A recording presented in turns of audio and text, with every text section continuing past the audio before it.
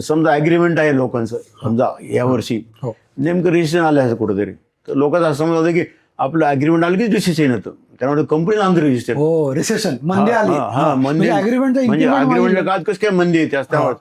मग मी साहेबांना सांगितलं की हे याचा प्रॉब्लेम असा आहे की ह्या लोकांना मिसगाईड देखील असतात, त्यांचा रॉंग इन्फॉर्मेशन त्यांना खूप सोयीस्कर येतात.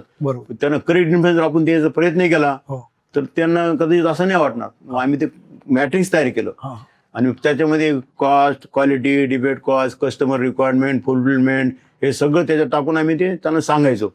तर त्यांना मग ही माहिती कधीच नव्हती. त्यांना इतकं आवडायचं ते. समजा 70 रूमची कपॅसिटी, 100 लोक असायचे तिथे.